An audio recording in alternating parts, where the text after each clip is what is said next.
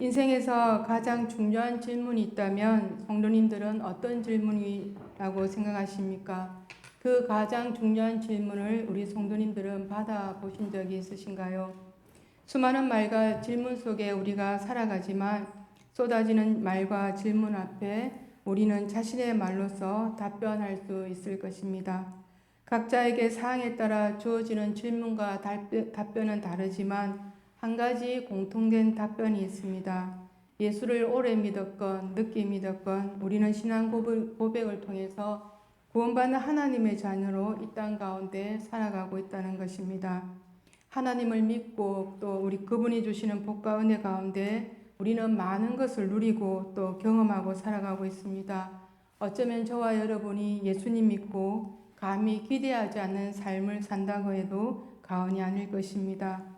지난 시간들을 되돌아보면 예수 믿고 어려운 일도 있었습니다. 예수 믿는다고 형제들로부터 집에서 쫓겨나는 일도 있었습니다. 그러나 그 지나간 시간들을 되돌아보니 꼭 어려운 일만 있는 것이 아니라 예수 믿고 더 좋은 일들이 많았던 것을 경험하고 또 경험되어지고 있습니다. 지난 시간들을 되돌아보니 지금의 주어진 자리에서 언제나 감사라는 단어가 고백되어집니다. 그런 우리에게 공통적인 질문이 있다면 예수님의 제자로서의 삶을 살고 있는가입니다.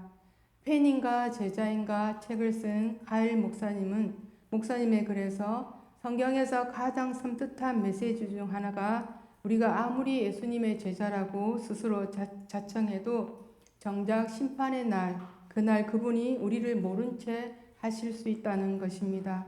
우리는 예수님을 사랑하고 열심히 믿는다고 하지만 어느새 우리의 신앙의 자세는 진정한 제자가 있는가 하면 친밀한 팬으로 되어 있다고 말합니다. 팬은 단순한 열광을 진정한 헌신으로 착각하는 사람으로 예수님에 관한 지식을 깊은 친밀함으로 오해하고 있다는 것입니다. 그 반면에 제자는 예수님을 쫓기 위하여 자신의 전부를 내어놓는다 하더라도 그것이 최선의 길임을 안다는 것입니다. 평생을 예수 믿고 사는 것이 팬의 생활이 되어서는 안 되는데 예수님께서 찾으시는 제자의 삶을 사는 사람들은 다른 어떤 것보다 참된 선생님을 따르는 자들입니다. 예수님을 따르고 성령으로 증거하는 사람을 우리는 제자라고 하는데 이 정의는 가장 기본적인 정의라고 할 수 있습니다. 제자는 수많은 것을 추구하다가도 자신이 추구하는 모든 것을 잃어버려도 오직 한 분, 예수 그리스도 그분만을 추구하게 되는 사람이라고 말할 수 있습니다. 오늘날 많은 사람들이 우두머리 증상에 시달리고 있는데 어떤 단체에든 군림하고 있는 위치에서 있고 싶어하는 사람들의 심리에 따라 그 증상을 앓고 있는 사람들이 많이 있다는 것입니다. 힘으로만 자신의 자리에서 군림하는 것이 아니라 온전한 사람으로 서야 하는 시대에 우리 모두는 살고 있습니다. 이런 시대를 살아가는 우리들에게 예수님께서 말씀하시는 비유의 말씀을 통해서 먼저 맹인이 맹인을 인도할 수 없는 시대임을 분명히 말씀하고 계십니다. 오늘 본문 39절 말씀은 다음과 같은 질문을 유도하고 있는데 누가 맹인에게 올바른 길을 지시해 줄 수 있냐는 것입니다. 지금 여러분의 자리는 어느 위치에 있습니까? 인도자입니까? 아니면 인도함을 받는 자입니까? 인도자이면 우리는 지금 우리가 눈을 감고 있는지 아니면 눈을 뜨고 있으나 감은 채로 누군가를 인도하고 있는지 우리 자신과 주변을 돌아봐야 합니다. 오늘 본문 39절 말씀 속에 맹인이 맹인을 인도할 수 있느냐, 둘이 다 구덩이에 빠지지 않겠느냐고 말씀하시는데 팔레스타인 지역을 염두에 두고 말씀하시는 것으로 그 땅에는 바위들이 많고 땅이 패여서 소경이 안전하게 보행하기에는 많은 어려움이 있다고 합니다. 맹인을 지도하려는 자는 먼저 자신부터 맹인의 한계를 극복해야 하는데 우리는 어느 단계에 와 있으십니까? 주님을 바라보고 따라가는 자들은 이 세상에서 자기들이 선생이 받는 것보다 나은 대우를 기대할 수 없음을 오늘 본문 40절에는 말씀하고 있습니다. 그리스도를 따라가는 자들은 그리스도께 받은 것보다 많은 명예와 즐거움에 기대해서는 안 되는데 우리는 어떻습니까? 어떤 일 앞에는 반드시 수고의 대가가 따라오게 됩니다. 때로는 사람으로부터 칭찬을 쏟아지기도 하고 또 극진한 눈길과 함께 관심을 받기도 합니다. 그러나 어느 순간에 주님이 바다의 영광이 나에게 돌아오지 않을 때 실망하는 마음이 어느새 우리의 심령을 가득 채우기도 합니다. 진정한 제자라면, 진정한 제자의 삶을 살아가는 자라면 주님이 온전히 바다의 영광의 자리에 결코 있지 않을 것입니다. 오히려 부족한 자신을 도구로 써주시고 자신을 통하여 하나님 나라를 이루어 가심에 진정한 마음으로 감사의 고백을 드릴 수 있을 것입니다. 세상적 화려함이나 장엄함을 노려서는 안 되는 것이, 주님은 결코 이런 부분을 바라지 않으셨고 거절하셨음을 우리는 성경을 통해서 보아왔습니다. 진정한 제자는 선생님이 가는 길을 따라가는데 선생님이 보여주신 길을 바로 보지 못하고 가지 않을 때 우리의 눈은 어떤 눈으로 바뀌어 갑니까? 자신의 눈에 들보가 있는데 그 있는 줄조차도 모르고 자꾸만 형제의 눈 속에 있는 들보가 우리 눈에 보여지고 크게 다가와 와서 주님은 이렇게 말씀합니다. 41절 말씀에 어찌하여 형제의 눈 속에 있는 티를 보고 내 눈 속에 있는 들보를 깨달지 못하냐고 말씀하고 계십니다. 예수님이 말씀하시는 티와 들보는, 티는 큰 통나무를 쓸 때 톱밥 속에 작은 알맹이를 가리킵니다. 들보는 큰 통나무를 가리키고 있습니다. 이런 배경하에서 여기서 티는 그리 중요하지 않는 작은 흠을 상징하는가 하면 들보는 대나 진리를 손상시키는 크나큰 허물을 가리키고 있습니다. 따라서 들보를 가진 사람이 티가 있는 사람을 재고 판단하는 것은 어불성설이라는 것입니다. 누구나 쉽게 인식할 수 있는 들보가 자기 눈 속에 있는 것을 모르는 자는 인식에 심각한 문제가 있는 맹인이라는 것입니다. 맹인이 자신도 앞을 보지 못하고 가야 할 길도 제대로 가지 못하는데 티를 보고 이를 해결하는 것은 모순 중에 모순이라는 것이지요. 예수님은 맹인이나 선생 혹은 들보를 가진 자를 언급하면서 참된 선생이신 예수 그리스도를 믿고 그분의 말씀을 따라 행할 때 마음과 삶이 온전해진다고 말씀하고 계십니다. 성도님, 우리는 어떤 가르침을 따르고 계십니까? 예수님은 자신을 믿고 그 가르침에 따라 행할 때 하나님의 의에 또한 이른다고 말씀합니다. 예수님만이 우리의 참된 선생님이 되어주시고 그분의 말씀을 온전히 순종할 때 우리 또한 온전해질 수 있습니다. 그리고 주님의 나라에서 우리의 삶이 이루어지고 있을 것입니다. 우리에게 참된 선생님은 오직 한 분, 예수 그리스도이십니다. 우리의 심령 가운데 이 고백이 흘러나올 때 우리의 온전한 삶을 저와 여러분이 만들어갈 수 있습니다. 참된 선생님이 되어주시는 분 예수 그리스도를 심령 깊은 곳에서 우리 모두가 함께 고백하시는 저와 여러분이 되시기를 간절히 바랍니다. 많은 교인이 교회 문을 넘나들지만 예수님께서 찾으시는 제자의 삶을 살아가는 사람들은 그들의 삶 가운데 자신을 통해서 좋은 열매를 맺는 사람들일 것입니다. 우리는 사람들의 말과 행실이 그들의 인간됨에 따라 나온다는 것을 예상할 수 있습니다. 왜냐하면 그들의 언행은 그들의 마음과 또 그들의 삶의 모습을 그대로 반영하기 때문입니다. 마음은 나무이고 말과 행동은 나무의 종류임을 오늘 본문 43절, 44절 말씀을 통해 예수님께서 우리들에게 말씀하시고 계십니다. 이 말씀을 우리 함께 다 같이 함께 읽어보겠습니다.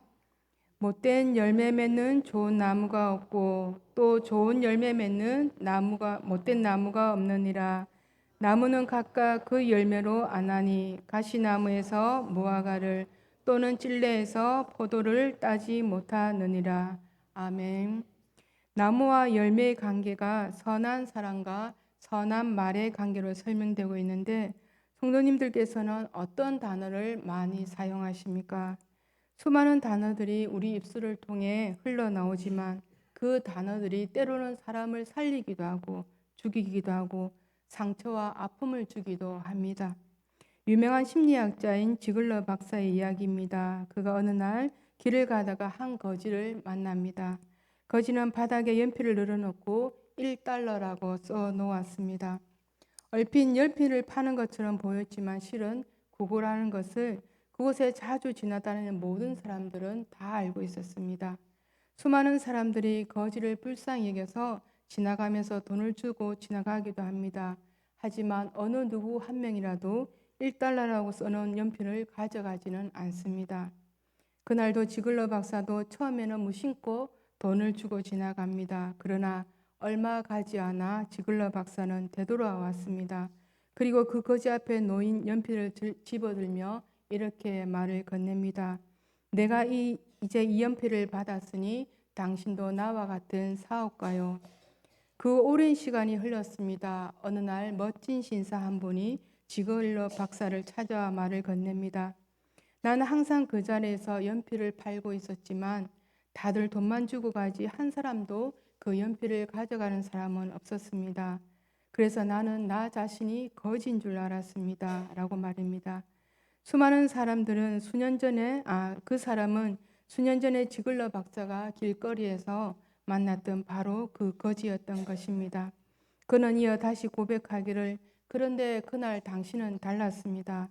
가던 길을 되돌아와 연필을 집으며 내게 했던 말을 나는 생생히 기억하고 있습니다. 그때 그 말이 내게 얼마나 힘이 되고 감동이 되었는지 모릅니다. 그때 저는 결심했습니다. 나도 성공한 사업가가 되어야 되겠다고 말입니다.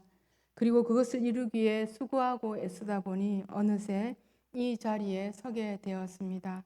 당신의 말 한마디가 내 인생을 바꿔 놓았습니다. 라고 그는 말하였습니다.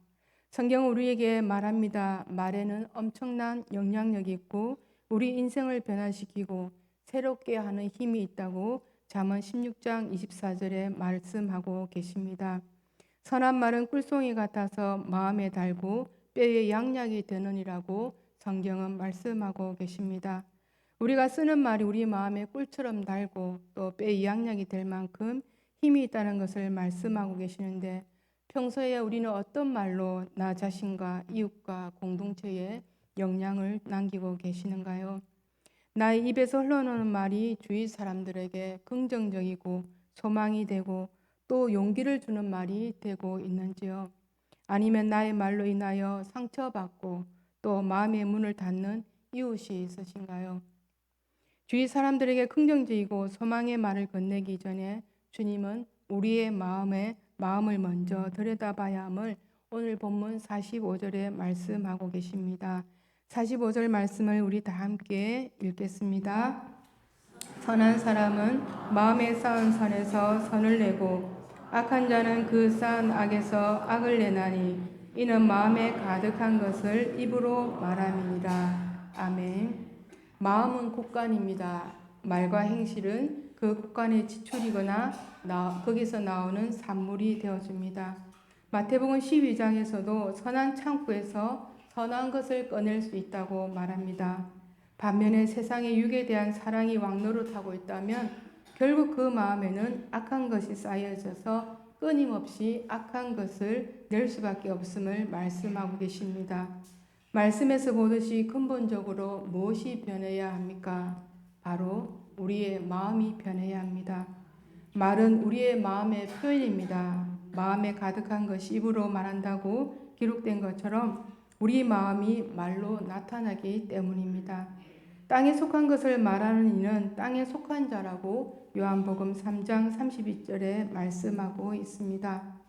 선한 사람이 악한 말을 흘릴 리가 없고 또 악한 자가 나쁜 목적으로 선한 말을 악용하지 못한다는 것입니다. 하지만 대개는 마음과 말이 일치하는 법으로 말이 헛되냐 성실하냐에 따라 마음도 그려지지 않을까 합니다. 사랑하는 마음을 가지면 분명 사랑하는 말이 나올 것이고 기쁘고 행복한 마음이 있으면 기쁘고 즐거운 말이 나올 것입니다.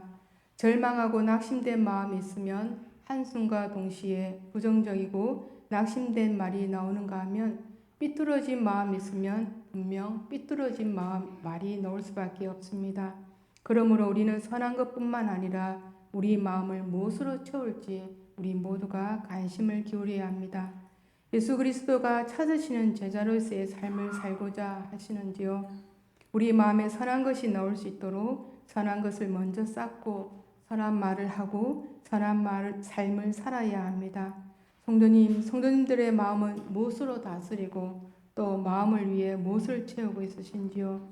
사람의 마음이란 때로 허전하고 또 무언가 갈급해서 또 무엇을 찾기 위해 또 갈급해 있습니다.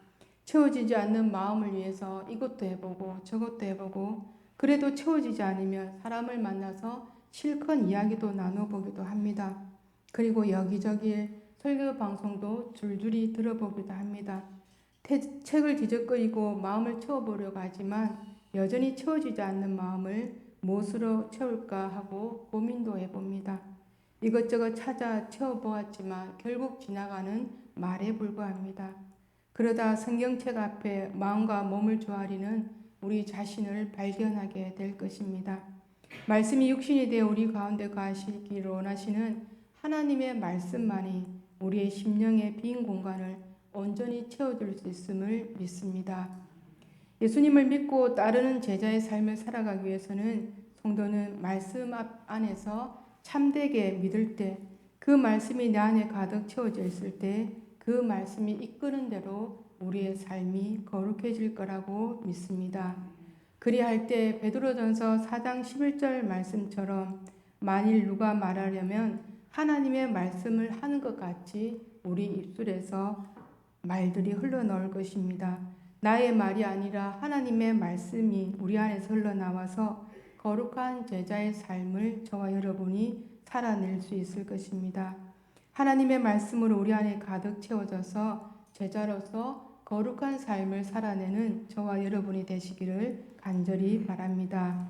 마지막으로 어떤 사람을 두고 진정한 예수님의 제자라는 말을 남길 수 있을까요? 예수님의 제자라면 말씀을 듣고 행하는 자일 것입니다. 오늘 본문 47절에 이렇게 말합니다. 내게 나와 내 말을 듣고 행하는 자마다 누구와 같은 것을 너희에게 보이리라고 말씀합니다.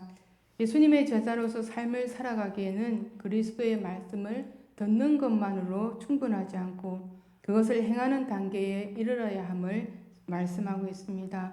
우리의 입술로 신앙 고백하는 것으로 충분한 것이 아니라 그 고백에 대해서 순종하는 것으로 본분을 삼아야 합니다. 주님의 이름을 어느 때에 어느 사항에 우리 입술을 통해 많이 흘러나오십니까? 저도 그렇지만 우리는 주여 주여 하고 주님을 부르면서도 우리의 입술의 고백과는 달리 우리의 마음의 길이 우리가 보기 좋은 대로 행할 때가 더 많습니다. 오늘 본문 47절 말씀에 내게 나와 듣고 행하는 자마다 그에게 주어지는 일들이 있음을 암시하고 있습니다. 오늘 본문 9절에 세 가지 동사가 나오는데 나와 듣고 또 행하는 세 동사가 나옵니다. 동사의 순서를 보면 원칙적으로 그리스도의 신앙의 원리를 순서대로 제시하고 있습니다. 첫 번째 나와 동사는 그리스도를 만나는 것, 곧 그리스도를 개인적으로 영접하는 것을 나타내고 있습니다. 우리는 누구를 통해 그리스도를 만나기 이전에 개인적인 만남, 즉 주님과 나와의 뜨거운 만남이 이루어져야 합니다. 뜨거운 만남 가운데 우리들에게 하나님의 자녀가 되는 권세도 주셨습니다. 또 두 번째로 듣고 동사는 믿음은 내가 가지는 것이 아니라 말씀을 들을 때 주님으로부터 주시는 믿음이 우리 안에 채워지는데 듣기 이전에 우리는 어떤 자세를 취하고 계십니까? 어느새 나의 생각이 나의 자아가 하나님의 말씀을 가로막고 들리지 않습니다. 분명 믿음은 그리스도의 말씀으로 말미암는다고 하는데 무엇이 우리들의 믿음을 막고 있으십니까? 우리가 형식적으로 신앙 고백을 구원으로 구원받으면 그리스도의 말씀을 듣고 행하지 않아도 천국에 이르게 될 줄 생각한다면 그것은 자신을 속이는 일이 될 것입니다. 오늘 본문 49절 말씀을 통해 듣고 행하지 않는 자의 삶이 어떠함을 보여주고 있습니다. 그리스도의 말씀은 단지 듣기만 하고 그 말씀대로 살아가지 않는 자들은 치명적인 실망을 예배하고 있음을 보여주고 있습니다. 듣고 행치 아니하는 자는 주처 없이 흙 위에 집을 지은 자와 같고 그는 아무런 근거 없는 소망에 즐거워할 뿐이라고 성경은 말합니다. 성도님, 우리는 주님 안에서 말씀을 들음으로 믿음을 간직한 자들입니다. 주님으로부터 제자의 삶을 살아갈 수 있도록 저와 여러분이 특권도 받았습니다. 우리의 믿음의 기초를 반석 대신 예수 그리스도 위에 둔 자들에게 예수님께서는 자신에게로 와서 믿음으로 듣고 행할 것을 말씀하고 계십니다. 예수님의 말씀을 듣고 행하는 자는 반석 위에 집의 주처를 놓은 자처럼 견고하고 요동하지 않게 될 것입니다. 어떤 시험과 유혹이 와도 견뎌낼 수 있을 것입니다. 말씀을 듣고 행하는 믿음은 온갖 어려움과 고난 속에서도 흔들리지 않는 구원의 기초가 되어줄 것입니다. 믿음과 순종은 결코 분리될 수 없습니다. 오히려 참된 믿음은 순종으로 나타나고 순종이 믿음의 참됨을 검증합니다. 우리 모두는 하나님께로부터 부름을 받았습니다. 하나님께서 우리 모두를 부르실 때 또한 우리와 동행해 주시고 구하는 자에게 필요한 것으로 채워주신다고 주실 것을 확신합니다. 지금까지 저와 여러분이 그래왔던 것처럼 주님이 보여주신 제자의 길을 잘 걸어갈 수 있도록 우리의 손을 꼭 잡아 주실 것입니다. 우리가 그 손을 놓지 않는다면 우리에게 맡겨주신 일들을 통하여 참다운 사람으로 또 진실된 제자의 길을 우리 모두가 잘 걸어갈 거라고 믿습니다. 우리 모두가 이 길의 부름을 받았습니다. 한 주일 동안도 샬롬 가운데 승리하는 우리 모두가 되시기를 간절히 바랍니다. 하나님 아버지 감사합니다. 저희들이 무엇이간데 이처럼 사랑하여 주시고 긍휼을 베풀어 주시어서 오늘도 하나님 안에 하나님의 사랑 안에 저희들이 갈 수 있도록 인도해 주셔서 감사합니다. 하나님 저희들을 제자로 불러주시고 하나님께서 믿음을 주셨는데 우리의 생각이 우리의 자아가 하나님께서 주시는 믿음을 가로막았습니다. 하나님 저희들을 불쌍히 해주시고 긍휼을 베풀어 주시어서 오늘부터 시작되는 새로운 삶 가운데 하나님께서 말씀하신 나와 듣고 행하는 그런 삶을 살아갈 수 있도록 주님 축복하여 주시옵소서. 감사드리며 귀하신 예수님의 이름으로 기도드리옵나이다. 아멘.